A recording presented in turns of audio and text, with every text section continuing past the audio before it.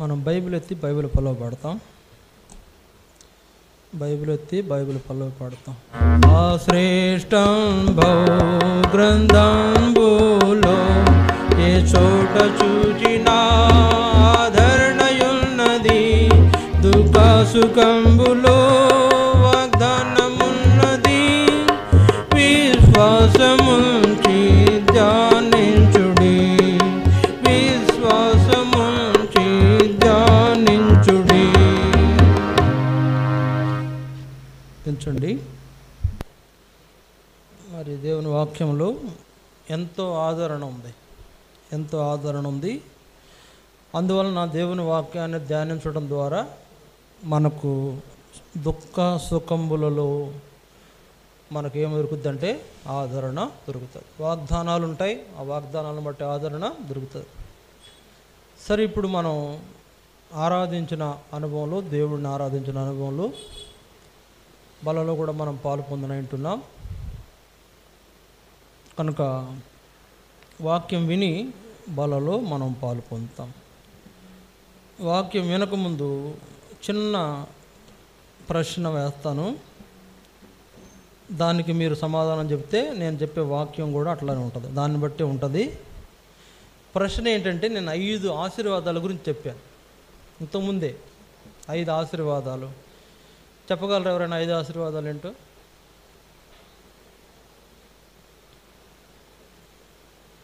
చెప్పలేరా? చెప్పండి.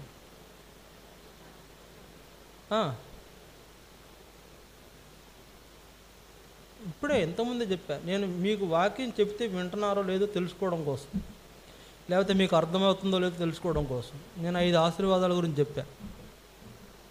చెప్తారా? ఆరాధన చేశారు కదా, ఏం ఆరాధన చేశారు?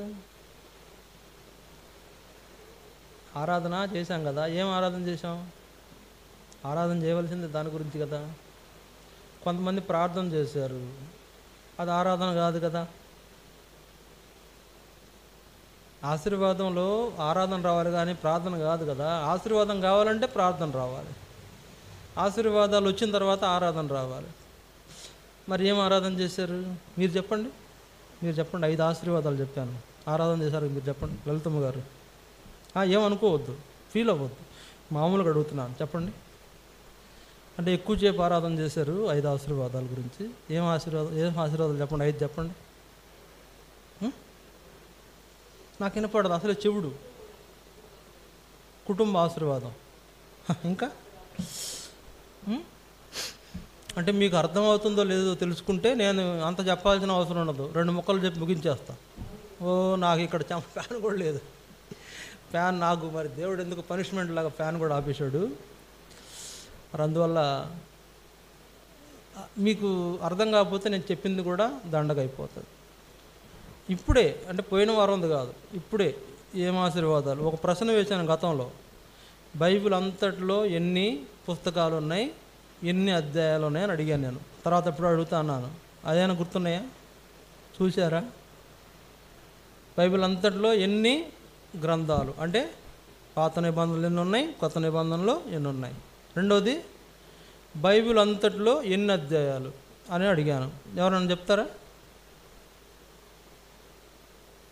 రేపో మాపో యేసుప్రభు రాబోతున్నాడు. ఈ లెక్క కూడా రాకపోతే నువ్వు పరలోకం పోవడం సాధ్యం కాదు. ఇలాంటి చిన్న చిన్న విషయాలు తెలియకపోతే పరలోకం ఎట్లా పోతాం? ఇప్పుడు పరలోకం పోవాలి అంటే దానికి ఒక ముఖ్యమైన ఏదైనా మనకు అందుబాటులో ఉందంటే వాక్యమే. పరలోకం పోవాలంటే నీకు వాక్యము తప్పనిసరిగా తెలిసిన వ్యక్తి అయి ఉండాలి. పరలోకం పోవాలంటే వాక్యం తప్పనిసరిగా తెలిసిన వ్యక్తి అయి ఉండాలంటే మరి తెలియకపోతే ఏం వెళ్తాం చెప్పండి? అంతకుముందు ఏం వాక్యం చెప్పాను పోయిన ఆదివారం, అది గుర్తుందా? అంతకుముందు వారం ఏం చెప్పాను గుర్తుందా? అంటే నాకు నేనంటే దాని గురించి 10 మళ్ళీ ఆలోచిస్తుంటాను కాబట్టి గుర్తుంటుంది. మీకు గుర్తుండాలని కోరుతున్నా. అంటే వాక్యం గుర్తుపెట్టుకోకపోతే మనం ఎట్లా బలపడతాం చెప్పండి? ఎట్లా బలపడతాం?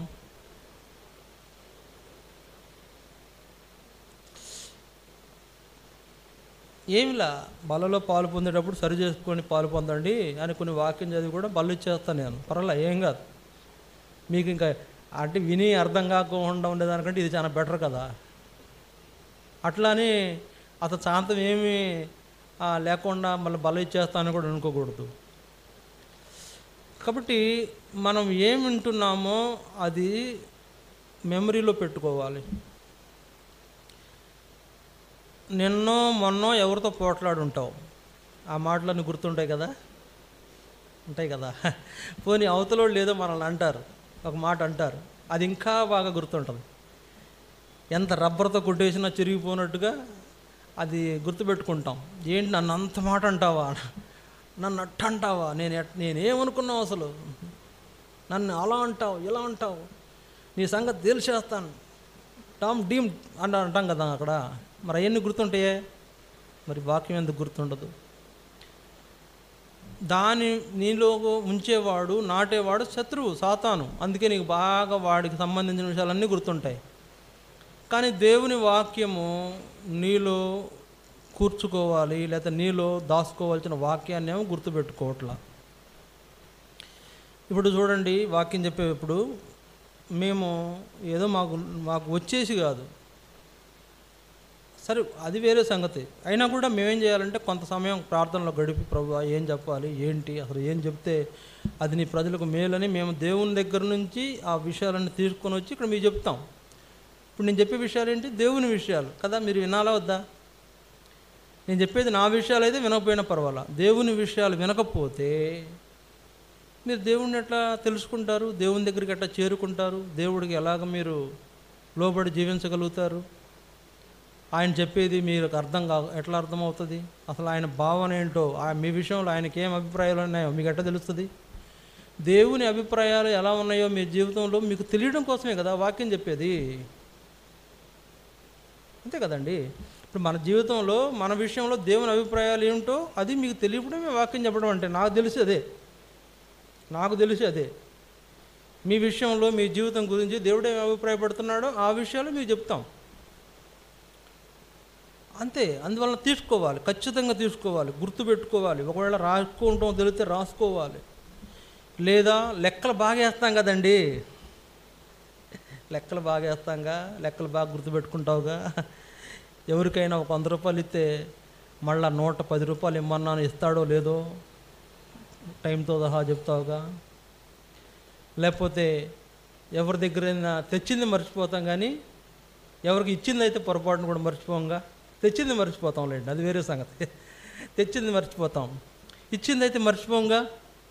ఇచ్చిన దాన్ని గుర్తుపెట్టుకుంటాంగా, ముందే చెప్తావుగా. వారం తిరిగి వచ్చేటప్పుడుగా 110 రావాలంటావుగా. అంటున్నారా అంటలేదా? అవన్నీ బాగా గుర్తుపెట్టుకుంటే ఇదేందుకు గుర్తుపెట్టుకోవట్లా? దేవుని వాక్యాన్ని ఎందుకు స్టోర్ చేసుకోడు? అక్కర్లేదా? పరలోకం అక్కర్లేదా? నేను ఇంతకుముందు చెప్పిన వాక్యంలో 5 ఆశీర్వాదాలు మళ్ళీ 10-15 సార్లు చెప్పుంటా, మళ్ళీ చెప్పా. మీకు గుర్తుంటుందో ఉండదో. నేను అనుకున్న ఏంటన్నా ఎన్నిసార్లు చెప్పేస్తున్నాను, నాకు ఇందా చెప్పాను కదా, మళ్ళీ చెప్పమంటాడు ఏంటి, మళ్ళీ చెప్పు 15 సార్లు సుమారు చెప్పుంటా. ఏంటి 5 ఆశీర్వాదాలు? ఏంటది? టకమని చెప్పొచ్చు. రక్షణ ఆశీర్వాదం, గౌరవ ప్రభావం వలన ఆశీర్వాదం, ఏ పని చేసినా ఆశీర్వదించబడేటువంటి ఆశీర్వాదం, తర్వాత యథార్థమైన హృదయం కలిగిన జీవితం కలిగి ఆశీర్వాదం, మన కుటుంబం దేవుని సన్నిధిలో నిలిచి ఉండే ఆశీర్వాదం. 5 విషయాలు చెప్పా. 7 చెప్పాలా లెక్క అయితే, 5 చెప్పా. అంటే స్పెల్లింగ్ మిస్టేకులు నాలుగు 4 తడబడేవాడన్నా లేటు చెప్తాడు, కానీ మీరు మరీ బాగా మాట్లాడతారు కదండి, ధారాళంగా మాట్లాడతారు కదా, గొక్క దిప్పుకోకుండా మాట్లాడతారు కదా. ఇక్కడ ఎందుకు మాట్లాడరు? ఇక్కడ అక్కర్లేదా? దేవుడు అంటే మన జీవితంలో చాలా సులకనైపోయాడు. దేవుని వాక్యం చాలా తేలిక భావం అయిపోయింది అందరికీ. దేవుని వాక్యానికి ఎన్నో రకాలైనటువంటి పేర్లు ఉన్నాయి. దేవుని వాక్యము నీ హృదయాన్ని బద్దలు కొట్టే సుత్తే, దేవుని వాక్యము నీ హృదయంలోనికి దూసుకుపోయే ఖడ్గం, దేవుని వాక్యము ఎటువంటి దాన్నైనా కోయగలిగే వాడిగల ఖడ్గం. అంటే 2 పక్కల పదును ఉంటుంది, అటు ఇటు కూడా ఖండించగలిగే పదును ఉంటుంది. దేవుని వాక్యం నీ యొక్క కీళ్లలోకి ములుగుల్లోకి కూడా దూరి సరిచేసే వాక్యం. దేవుని వాక్యం శక్తివంతమైన వాక్యం. దానికి ఎదురుగా నిలిచి నువ్వేం చేయలేవు. దేవుని వాక్యానికి మనం చోటు ఇవ్వకపోతే అది నలగొడుతుంది, అది పొడుస్తుంది, అది మన కీళ్ళలో మూలుగుల్లో దూరి అక్కడ కూడా సరిచేస్తుందంట. సర్జరీ. దేవుని వాక్యం నీ లోపల సర్జరీ చేస్తుంది, కోసివేస్తుంది. ఏమో నీకు లోపల నాకు తెలిసి ఆపరేషన్ చేసినప్పుడు సర్జరీ చేస్తే బ్లడ్ వస్తుందా రాదా? ఎవరికైనా ఆపరేషన్ చేశారంటే బ్లడ్ వస్తుందా రాదా? వస్తుందా రాదా? ప్రతి మనిషికి రక్తం ఖచ్చితంగా ఉంటుంది. అందువలన ఆపరేషన్ అంటే బ్లడ్ వచ్చేస్తుంది. ఇప్పుడు ఈ వాక్యం అనే ఆ యొక్క వాక్యం నీ కీళ్లల్లోకి మూలుగుల్లోకి నీ లోపలికి దూరి అక్కడ సర్జరీ జరుగుతుంటే బ్లడ్ రావాలా వద్దా? రక్తం కారదా అక్కడ లోపల? అంటే ఇన్నర్ సైడు ఆపరేషన్ అంటే డాక్టర్ అంటే కొయ్యాలి, తీయాలి, బ్లడ్ ఏదో వస్తూ ఉంటుంది, కాటన్ పెట్టి తుడుతూ ఉంటాడు, అది వేరే సంగతి. కానీ వాక్యము మన హృదయంలోకి దూరి చేసే సర్జరీకి గాయం అవుతుందా? అవ్వకపోతే నువ్వు అసలు విశ్వాసవే కాదు. వాక్యం నీ హృదయంలోనికి దూరి నేను సరి చేస్తున్నప్పుడు నీ యొక్క లోపాన్ని అక్కడి నుంచి తీసేసి దాన్ని కట్ చేసి సర్జరీ చేయాలనుకున్నప్పుడు అక్కడ నీకు గాయం కాకపోతే అసలు నువ్వు విశ్వాసవే కాదు. అక్కడ నీకు రక్తం కారకపోతే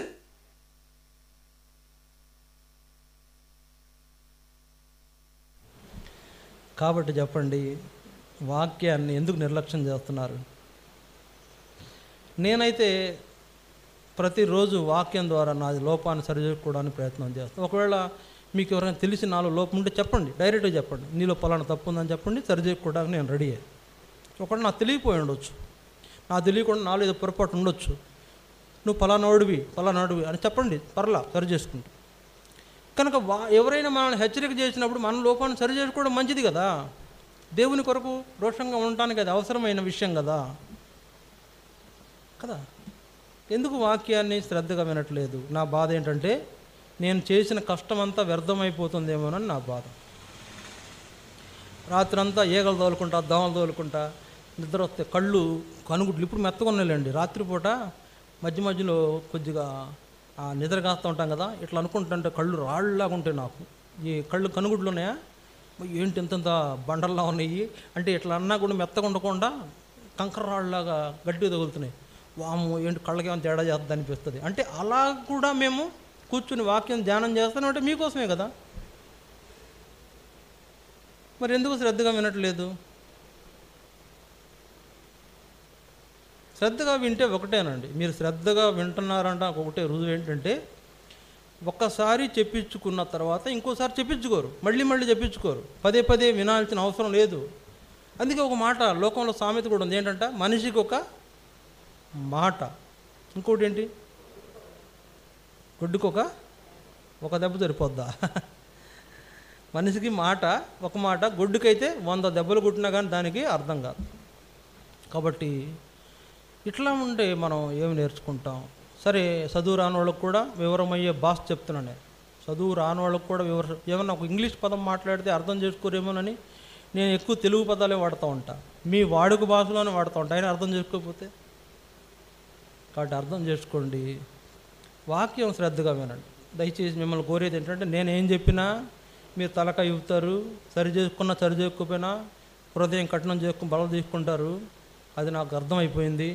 నేను చెప్పినా వినట్లేదు కాబట్టి మీ ఇష్టం వచ్చినట్టు చేస్తున్నారు. కాబట్టి నా ఈ ఒక్క రిక్వెస్ట్ ఏంటంటే వాక్యం విని నింపుకోండి, మీ హృదయంలో నింపుకోండి. ఇప్పుడు తర్వాత అయినా దేవుడు నీలో కార్యం చేయడం ప్రారంభిస్తాడు. వాక్యాన్ని విన్నప్పుడు నింపుకోండి. నేను ఇప్పటికీ 20 ఏళ్ల క్రితం చెప్పిన వాక్యం కూడా ఇప్పుడు నాకు గుర్తుందండి, ఇప్పటికీ గుర్తున్నాయి నాకు. మా పాస్టర్ గారు చెప్పిన వాక్యాలు, జెర్మియా గారు చెప్పిన వాక్యాలు ఇప్పటికీ గుర్తున్నాయి. అంతేకాదు, నేను రాసి పెట్టుకున్న ఆ నోట్స్ కూడా ఉన్నాయి. కాబట్టి వాక్యాన్ని ఎంతగా స్టోర్ చేసుకుంటే, ఎంతగా మనలో నింపుకుంటే అంత బలంగా ఉంటాం, అంత ఆత్మీయంగా ఉంటాం, అంత భక్తిగా ఉంటాం, అంతగా దేవునికి లోబెడతాం. మనకి దేవునికి మధ్యన గ్యాప్ ఉండదు. ఇక స్వతంత్రంగా దేవుని దగ్గరికి పోలేకపోతున్నాం. స్వతంత్రత లేదు, దేవుని దగ్గరికి పోయే స్వతంత్రత లేదు మనకు. ఒకవేళ వెళితే ఎవరిని అంటాడేమో, జాగ్రత్త, కనెక్షన్ లేదు కదా. ఒకవేళ వెళ్తే నువ్వు ఎవరినయ్యా, ఎక్కడి నుంచి వచ్చావు, ఏ ఊరి మీద అంటే ఏం చెప్తావు? అది మాదండి మహానాడు. మహానాడు ఓకే, అక్కడ పిలిపి ప్రార్థనా మందిరం అక్కడికి వెళ్తావు కదా, ఓకే అప్పుడప్పుడు చూశానులే నేను అంటాడు. అంతే, నీకు వాక్యం తెలియదు, నీకేం తెలియదు అని అక్కడ నేను ప్రశ్నిస్తే ఏం చెప్తాం? వాక్యము అనేక రీతులుగా చెప్పొచ్చు. కఠినంగా చెప్పొచ్చు, సాఫ్ట్గా చెప్పొచ్చు, గద్దించి చెప్పొచ్చు, నవ్విస్తూ చెప్పొచ్చు, ఏడిపిస్తూ కూడా చెప్పొచ్చు, ఖడ్గంతో కోసినట్టు కూడా చెప్పొచ్చు. ఎట్లా కావాలంటే అట్లా చెప్పాను, గతంలో చెప్పాను, ఇప్పుడు చెప్పగలను. కానీ నేను చేసే ప్రయత్నం నిష్ప్రయోజనం కాకుండా కాపాడాల్సింది మాత్రం మీరే. ఒకవేళ మీరు వాక్యము భద్రం చేసుకోకపోతే నేను ఎంత చెప్పినా అది వేస్ట్. కాబట్టి ప్రభు బలలో పాలు పొందబోయే ముందు కొన్ని తలంపులు మీ గమనానికి తీసుకొచ్చి మనం యోగ్యంగా బలలో పాలు పొందినట్లు వాక్యంలో మనం చూద్దాం. కొంచెం టైమే నేను తీసుకుని ముగిస్తాను. రండి, 1 కొరింథీ 11వ అధ్యాయం. 1 కొరింథీ 11వ అధ్యాయం 23, 24. నేను మీకు అప్పగించిన దానిని ప్రభు వలన పొందితిని. ప్రభు అయిన యేసు తాను అప్పగింపబడిన రాత్రి ఒక రొట్టెను ఎత్తుకొని కృతజ్ఞతాస్తుతులు చెల్లించి దానిని విరిచి, ఇది మీ కొరకైన నా శరీరము, నన్ను జ్ఞాపకం చేసుకున్నట్టుకై దీనిని చేయుడని చెప్పాను. ఆ ప్రకారమే భోజనమైన పిమ్మట ఆయన పాత్రను ఎత్తుకొని, ఈ పాత్ర నా రక్తము వలనైన క్రొత్త నిబంధన, మీరు దీనిలోనిది త్రాగునప్పుడెల్లా నన్ను జ్ఞాపకం చేసుకున్నట్టుకై దీనిని చేయుడని చెప్పాను. మీరు దీనిలోనిది త్రాగునప్పుడెల్లా ఏం చేయాలా? ఒక స్థిరమైన వ్యక్తులుగా మీరు మారాలి, ఒక బలమైన వ్యక్తులుగా మీరు మారాలి. ఈ సందర్భం జ్ఞాపకం చేసుకున్నప్పుడల్లా మీరు ఒక స్థిరమైన వ్యక్తిగా మారిపోవాలి, ఒక నిలకడైన వ్యక్తిగా మారిపోవాలి, నిలబడాలి, ఆ మాట మీద నిలబడాలి. ఏంటంట? ప్రభు భోజన పాత్రలో పాలు పొందినప్పుడల్లా దేవుని హెచ్చరికలు, ఏమి హెచ్చరికలు చేయబడ్డాయో ఆ హెచ్చరికల ప్రకారం ఒక నిలకడగా కలిగిన వ్యక్తిగా మనం ఉండాలి. నిలకడ లోపిస్తే నిలబడలేనుడు ఏమైపోతుంది చెప్పండి? ఏమైపోతాడు? స్టడీగా నిలబడలేనుడు ఏమైపోతాడు? పడిపోతాడు. నేనున్నానండి, స్టడీగా నిలబడితేనే కదా, ఇట్ట అంటున్నాను అనుకోండి, డమ్మీలను పడతా.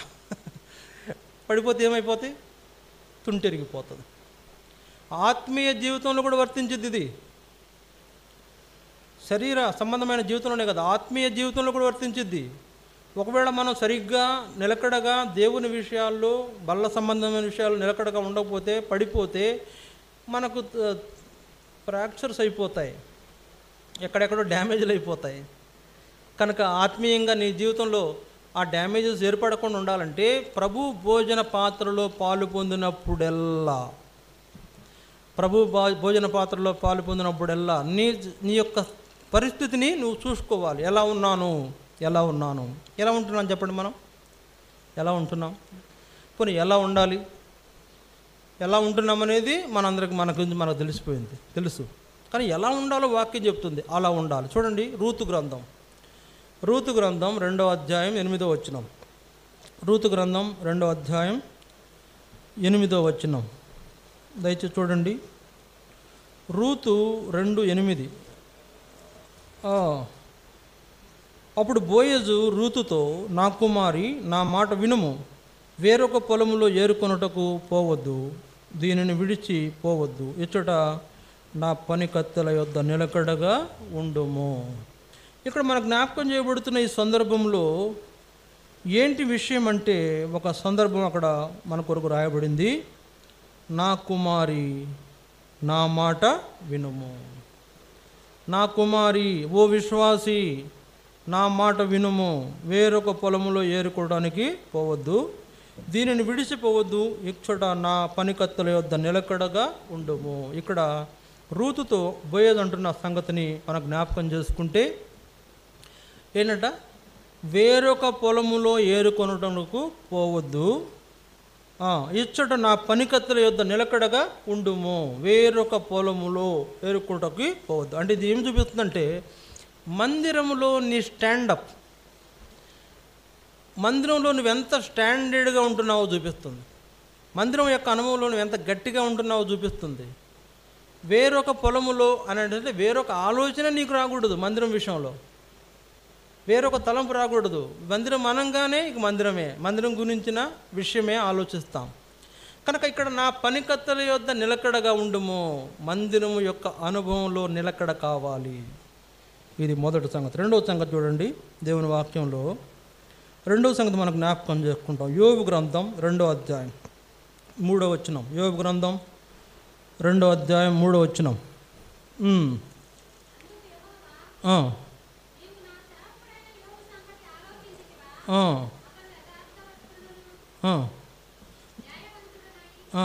దేవుని యందు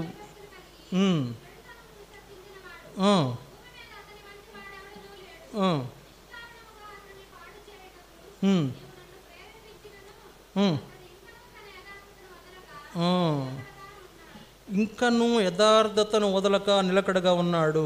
ఇంకను యథార్థత వదలని యోబు వలె మనం ఉండాలి. ఇంకను యథార్థత వదలలేదంటే దాని అర్థం ఏంటి? ఎందుకంటున్నాడు దేవుడు అన్నమాట? యోబుని గురించి దేవుడు ఒక సాక్ష్యం ఇచ్చాడు, సాతానుతో చెప్తున్నాడు. సాతాను గురించి ఏం చెప్తున్నాడు? సాతానుకి యోబుని గురించి, యోబుని గురించి వెరుగుదువా, అతడు దేవుని యందు భయభక్తులు గలవాడు, అతడు యథార్థవంతుడు, అతడు న్యాయవంతుడు, అతడు చెడుతనం విసర్జించిన వాడు, భూమి మీద ఉన్న వాళ్ళల్లో అతని వంటి వాడు లేడు, తూర్పు దేశపు జనులలో అతని వంటి వాడు లేడని రాయబడింది. కనుక అతని వంటి వాడు లేడు అని సాతానుతో చెప్పిన యోబు, సాతాను ప్రేరేపణ చేత దేవుడు అతన్ని, యోబుని సాతానుకు అప్పగించిన కారణం చేత కొన్ని శ్రమలు వచ్చినాయి, కొన్ని ఇబ్బందులు వచ్చినాయి, కొన్ని ఆటంకాలు, మామూలు ఆటంకాలు కాదు, పెద్ద పెద్ద ఆటంకాలు. నీకేమొచ్చింది? ఒక తుమ్ము వచ్చింది. తుమ్ము కూడా రోగమేనా? నీకేమొచ్చింది? ఏదో చిన్న సమస్య వచ్చింది. నీది చిన్న చిన్న సమస్యలు మనవి, గుర్తుపెట్టుకోండి. యోబుకు వచ్చిన సమస్య చిన్నది కాదు. తన సర్వస్వాన్ని కోల్పోయాడు, తన కుటుంబాన్ని కోల్పోయాడు, తన ఆస్తిపాస్తులు కోల్పోయాడు, తన యొక్క ఆరోగ్యాన్ని కోల్పోయాడు, ఎంతగానో బాధించబడుతూ వచ్చాడు. అయినా కూడా ఒక్కటి కలిగి ఉన్నాడు, ఏంటంట? యథార్థతను విడవక నిలకడగా ఉన్నాడు. యథార్థమైన జీవితం అవసరమండి. బలలో పాలు పొందబోయే ముందు యథార్థమైన హృదయం అవసరం, యథార్థమైన జీవితం అవసరం. బంకొద్దు, అబద్ధాలు పలకొద్దు, కపటమైన ఆలోచనలు పెట్టుకోవద్దు, మోసం చేయవద్దు దేవుణ్ణి. కనుక యథార్థతలో నిలకడ ఉండాలి మనం. యథార్థత మనకుందా? యథార్థత ఉందా? దేవుని విషయాల్లో మనకు యథార్థత లేకపోతే, నిలకడ, ఆ యథార్థమైన ఆ పరిస్థితిని కలిగి నిలకడగా లేకపోతే మనము మన యొక్క భక్తిని కోల్పోవాల్సి వస్తుంది, మన యొక్క మంచి జీవితాన్ని కోల్పోవాల్సి వస్తుంది. కనుక ఎన్ని పరిస్థితులు వచ్చినా కూడా దేవుని కొరకు నిలకడగా ఉండే యోబు లాంటి వాడుగా మనం ఉండాలి. యథార్థత విషయంలో అతను తన సాక్ష్యం పోగొట్టుకోలే. అతడు దేవునికి తన మీద ఆ యొక్క అభిప్రాయాలని అతను ఏమాత్రము చెరిగిపోనివ్వలేదు. యథార్థతలో నిలకడ. నీకు అలాంటి జీవితం ఉందా అని దేవుడు అడుగుతున్నాడు. కనుక మనకు రెండవదిగా యథార్థతలో నిలకడ అయిన జీవితం మనకు అవసరం. మూడోది చూడండి, అపోస్తుల కార్యములు 13వ అధ్యాయం 43వ వచనం. అపోస్తుల కార్యములు 13వ అధ్యాయం 43వ వచనం. సమాజ మందిరంలోని వారు లేచిన తరువాత అనేకులు యూదులను, భక్తిపరులైన యోధా మత ప్రవిష్టులను పౌలును బర్నబాను వెంబడించిరి. వీరు వారితో మాట్లాడుచు దేవుని కృపయందు నిలకడగా ఉండవలెనని వారిని హెచ్చరించిరి. మూడవ అనుభవం ఏంటంట? దేవుని కృపలో నిలకడగా ఉండాలి. ఈ రోజున చాలామంది దేవుని కృపను దుర్వినియోగం చేస్తున్నారు, లేదా దేవుని కృపను ఏం చేస్తున్నారు? వ్యర్థం చేసుకుంటున్నారు. దేవుడు నీకు కృప ఇచ్చాడు, గుర్తుపెట్టుకోండి. దేవుడు నీకు కృపనిచ్చాడు. ఈ కృపను నువ్వేం చేయాలా? కొనసాగించుకోవాలి, కాపాడుకోవాలి. కృపను వ్యర్థం చేసుకోకూడదు. కృపను ఏం చేయాలా? స్టోర్ చేసుకోవాలి. నీ జీవితంలో దేవుని కృప చేత నింపబడిన అనుభవంలోనికి నువ్వు వచ్చే వ్యక్తిగా ఉండాలి. దేవుని కృపలో నిలకడగా ఉండాలి. 3 దినాలు ఉపవాస ప్రార్థన చేశాం మేము, 3 days. సరే, నేను కొంతమందిని రమ్మన్నా. ఏం చేస్తారు? ఇంటికాడ కూర్చొని, రండి మందిరంలో కూర్చోండి, మేము మీకోసం ప్రార్థన చేస్తాం, దేవుడు మంచి ఆరోగ్యం బలం ఇస్తాడు, రండి అని చెప్పా. కొంతమందికి చెప్పానా లేదా? వచ్చావా మరి? అది రాలేదు. ఇప్పుడు ఈ కృపలో ఉన్నట్ట లేనట్ట? కృపలో లేనట్టే కదా. దేవుని కృపలో నిలకడగలేనట్టే కదా. దేవుని కృపలో నుండి మీరు తొలగిపోతున్నారు కదా. దేవుని కృప లేకపోతే మనం జీవించడం కష్టం కదా. దేవుని కృప లేకపోతే ఎన్నో రోగాలు సంభవించేవి ఉంటాయి కదా. ఎన్నో రకాలైన బలహీనతలు మనం చుట్టుముడతాయి కదా. ముందు సాతానుడు నీ పైన దాడి చేస్తాడు కదా.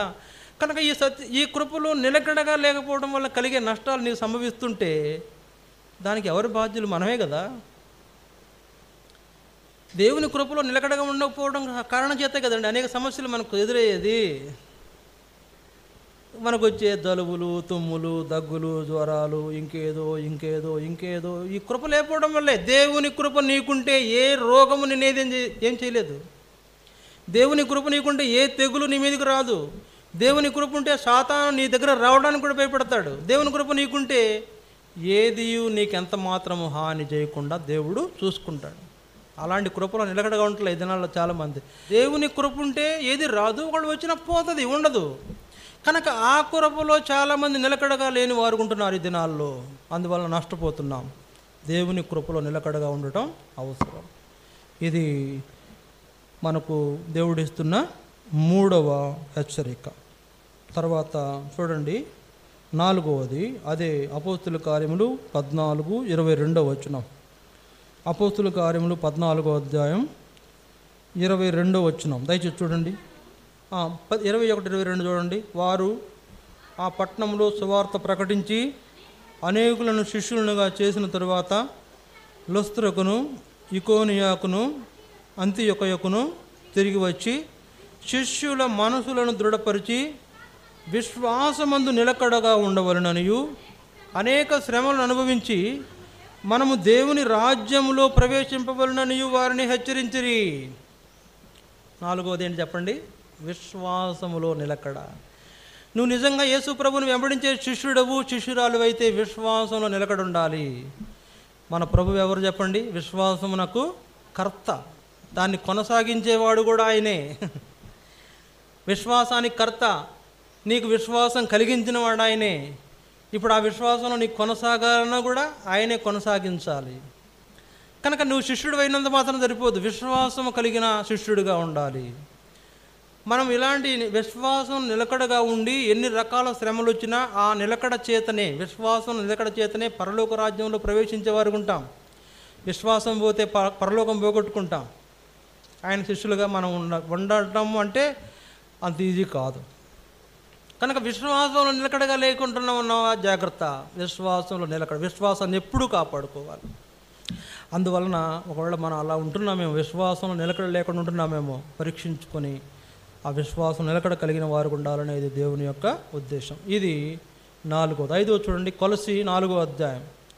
కొలస్సీ 4వ అధ్యాయం 2వ వచనం. కొలస్సీ 4వ అధ్యాయం 2వ వచనం దయచేసి చూడండి. 4:2 2-4 కలిసి ఉన్నాయి. మరియు ప్రార్థన యందు నిలకడగా ఉండి కృతజ్ఞత గలవారై దాని యందు మెలకువగా ఉండుడి. ఇక్కడ గమనించండి, ప్రార్థనలో నిలకడ. దేంట్లో నిలకడ? ప్రార్థనలో నిలకడ.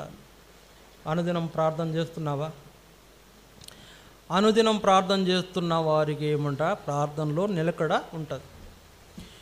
సమయమందును అసమయమందును ఏ సమయంలోనైనా ప్రార్థన పోయి ప్రభువా అని ఆయన పాదాలు పట్టుకుంటే ఎంతో దీవించబడతావు, ఎంతో ఆశీర్వాదం నీకు కలిగేది ఉంటుంది. కనుక కృతజ్ఞత భావం మనకు రావాలంటే ప్రార్థనా జీవితం ఉండాలి. మనం దేవుణ్ణి కృతజ్ఞత కలిగి ఆరాధించే వ్యక్తులుగా మనం ఉండాలంటే ప్రార్థనలో నిలకడగా ఉండాలి. ప్రార్థన కూడికల్లో నీవు ఉండాలి. కనుక ప్రియులారా, ప్రార్థనలో నిలకడలేమి మనకు నష్టం కలుగజేస్తుంది. నిన్ను కాముగా ఉంచదు, కుదురుగా ఉంచదు, మెత్తగా ఉండలేవు, పరుగులు ఎత్తాల్సి వస్తుంది. జాగ్రత్త. తట్టుకోలేవు.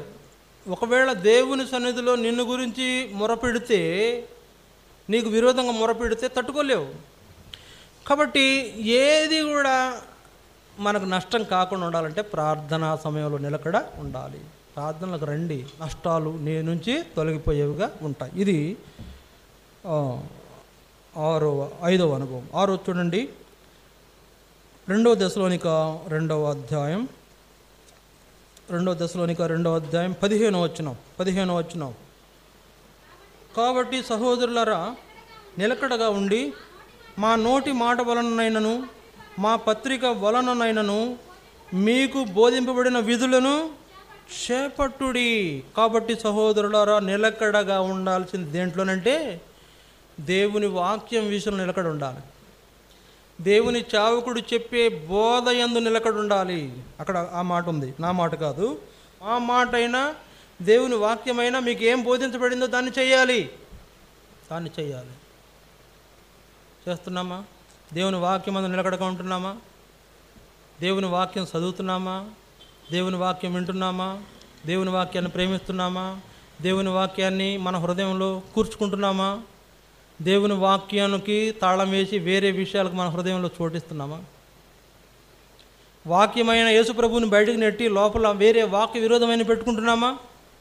వాక్యములో నిలకడగా లేకపోవటం, చెప్పిన బోధలో నిలకడగా లేకపోవటం, దేవుని సేవకుని చేత ఏమైతే హెచ్చరిక చేయబడిందో ఆ విషయంలో నిలకడ లేకపోవటం, ఆ విధులు లేకపోతే ఆ పనులు చేయని వ్యక్తిగా నీవు ఉంటే ఏం కలుగుద్దంటే ఏం కలుగుద్ది చెప్పండి? దేవుని ఏర్పాట్లో దేవుని సేవకుని ద్వారా హెచ్చరించబడి దేవుని వాక్యం చేత హెచ్చరించబడిన విషయాలు మనం చేపట్టని వారంగా ఉంటే మనం లోకపరమైన విషయాలు జరిగించేవారుగా ఉండి నష్టపోతాం. దేవుని వాక్య ప్రకారం జీవించకపోతే నేను చేసేది ఏంటి? ఇంకా లోకపరమైన విషయాలే కదా. దేవుని వాక్యమందు నిలకడగా ఉండకపోవడం చేతమే కదా. అందువలన చాలా ఇబ్బంది ఉంది. ప్రియులారా, దేవుని వాక్యమందు నిలకడగా మనం ఉండాలి. బలలో పాలు పొందబోయే ముందు మనం ఈ విషయాన్ని కూడా ఆలోచించాలి. చివరిగా 7వదిగా దానియేలు గ్రంథం 12వ అధ్యాయం. దానియేలు గ్రంథం 12వ అధ్యాయం, దానియేలు 12వ అధ్యాయం 13వ వచనం, చివరి వచనం. దానియేలు గ్రంథం 12:13 వచనం. నీవు అంత్యము వరకు నిలకడగా ఉండిన యెడల విశ్రాంతి నొంది కాలాంతమందు నీ వంతులో నిలిచెదవు. అంతము వరకు నిలకడగా ఉండాలి. 1 రోజు 2 రోజులు కాదు,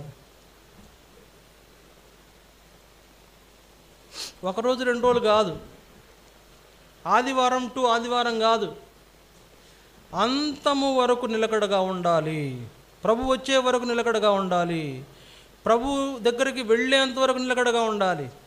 అలాంటి అనుభవమే మనల్ని దేవుడి కొరకు ఏం చేస్తుంది? మీరు అట్లు చేయనప్పుడెల్లా, బల్ల దగ్గరికి వచ్చినప్పుడెల్లా, బలలో పాలు పొందినప్పుడెల్లా ఈ నిలకడల యొక్క అనుభవంలోనే మీరుంటే బలలో పాలు పొందటానికి మీకు దేవుడు సహాయపడతాడు. ఇవాళ అలా లేకుంటే మనం ఏం చేయాలా? ప్రార్థన చేసి ప్రభువా క్షమించిన అని ప్రార్థన చేసుకుని ప్రార్థించిన అనుభవంలో క్షమాపణ కోరుకుని బలలో పాలు పొందుతాం. మోకరించండి.